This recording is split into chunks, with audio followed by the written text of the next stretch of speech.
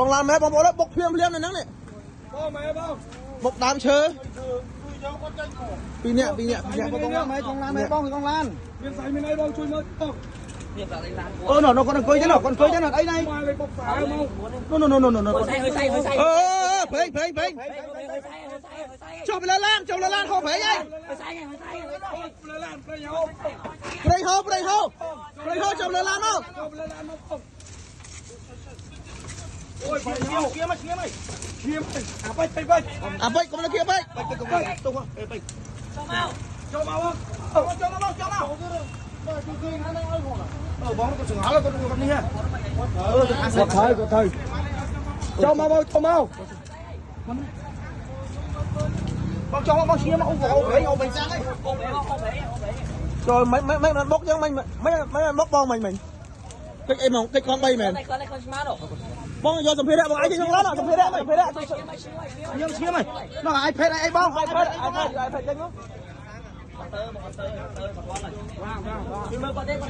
អូឈៀមខ្លាំងហូបហេងយក iPad យកអីចេញអស់មកមានតម្លៃបងមានតម្លៃបងប្អូនករណីចរាចរណ៍តិចបលមកបងប្អូននេះ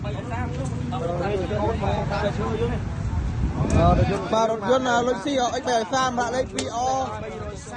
បាទ 2BI 2117 2171បាទ2171សាលានេះគាត់បើកបរនឹងរួមដំណើរដោយ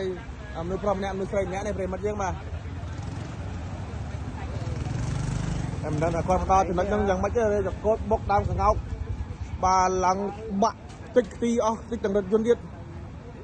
អប្រិមិត្តទៅជន់គាត់ចុះពីលើស្គ្រីនសារទៅហើយមកទៅហឹងប្រិមិត្តយើងបានដល់ចំណុចនេះយ៉ាងរេកូតយ៉ាងម៉េចបុកដើមកង្កោកបាក់ទឹកដាក់ខាងលើតិចទាំងរថយន្តទៀតបាក់លាក់មកផ្នែកខាងក្រោមតែម្ដងប្រិមិត្តបាទតែមានអ្នករករបួសទេមករថយន្តលុយស៊ីអុច330ប្រិមិត្តយើងបាទឡើងតិចអស់តែម្ដងឡានគល់កង្កោកបីធុងទឹកអាគុំ